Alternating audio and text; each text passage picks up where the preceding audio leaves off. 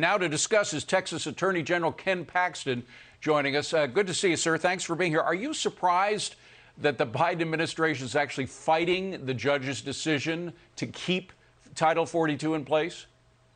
You know, David, I wish I could say I was surprised, but everything they've done since day one of the Biden administration has been designed to increase illegal immigration, and that's just a fact. I can't think of one thing, and it doesn't make sense for the American people, but I can't think of one thing that they've done to try to prevent illegal immigration or try to make the situation better for us. But, you know, there's so much overwhelming support for keeping Title 42, and it's not just in the border states. Fox News poll a couple of weeks ago showed that 63% of Americans want Title 42 to remain in place against 27% who want to end them. So they're going against the crowd here.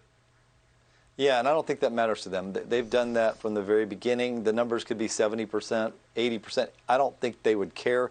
They're going to do what they want to do, which is open the border to as many people as the cartels can get to them, and then they send them all over the country. So every state literally is becoming a border state. But to what end? I mean, it's not helping them with Hispanic support. In fact, we just showed earlier their support among Hispanic voters has dropped tremendously, down to about 26% from 60%. So what is their goal here? It's not helping them with any voting bloc at all. Yeah, and I don't think they saw that coming. I think they did not expect their Hispanic bloc to move rapidly away from them, but it makes sense. They're the ones along the border and all over the country being affected, and they should be upset about this. The reality is, I think they want to increase the number of people that they see as potential voters in the future, give them asylum, and then let them vote by giving them amnesty at some point. Well, they should take a hint from what's happening with Hispanic voters now. I have to quickly ask, you're running in a final primary. There was an earlier one where there were 4 candidates. You got about 44% of the vote. George P. Bush is your contender this time. What do you think his chances are? I know he did only about 23% in the last time, but do you think he has a chance against you?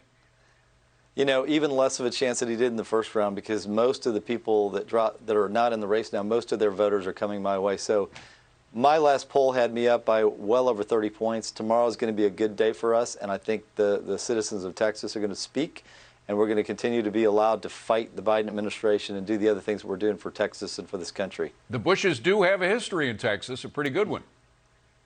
Yeah, I mean, I just think the land commissioner has not excelled at his job, and it's hard to make the case that he should step up and have a bigger job. Is immigration subject number one for most voters, or is it the economy?